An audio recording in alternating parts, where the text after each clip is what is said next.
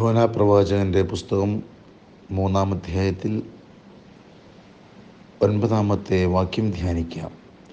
ദൈവം മനസ്സു മാറ്റി തൻ്റെ ക്രോധം പിൻവലിക്കുകയും അങ്ങനെ നാം നശിക്കാതിരിക്കുകയും ചെയ്തേക്കാം. പ്രവാചകൻ്റെ ശബ്ദം അനുതാപത്തിൻ്റെ നിലവിളി ഉണർത്താൻ സഹായിക്കുന്നു. ദൈവത്തിൻ്റെ വചനത്തിൻ്റെ ശക്തി മനസ്സുകളെ നന്നായി കീറിമുറിക്കുന്നു. അനുതപിക്കുന്ന പാപിയെ തേടിയുള്ള ശബ്ദമാണ് ദൈവത്തിൻ്റെ ശബ്ദം. യോനാ പ്രവാചകങ്ങളിലൂടെ ദൈവവചനം നിനവേ നിവാസികളിൽ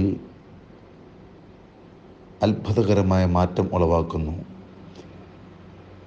ദൈവം മനസ്സു മാറ്റി തൻ്റെ ക്രോധം പിൻവലിക്കുകയും അങ്ങനെ നാം നശിക്കാതിരിക്കുകയും ചെയ്തേക്കാം എന്നുള്ള ചിന്ത അവരുടെ മേൽ പതിക്കാനിരുന്ന വലിയ ശിക്ഷയിൽ നിന്നും അവർക്ക് മോചനം നൽകി.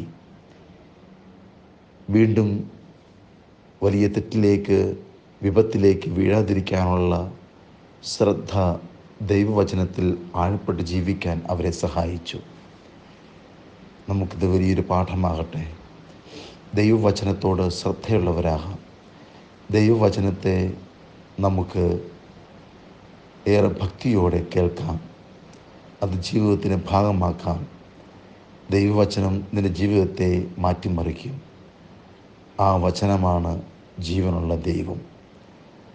ദൈവം നിന്നെ പ്രവർത്തിക്കാൻ നിന്നെ തന്നെ വിട്ടുകൊടുക്കുമ്പോൾ ദൈവത്തിന് അസാധ്യമായതൊന്നുമില്ലെന്ന് നിനക്ക് ബോധ്യമാകും. ദൈവം നിന്നെ അനുഗ്രഹിക്കട്ടെ. പിതാവിൻ്റെയും പുത്രൻ്റെയും പരിശുദ്ധാത്മാവിൻ്റെ നാമത്തിൽ നീ ഒരു അനുഗ്രഹമായി മാറട്ടെ.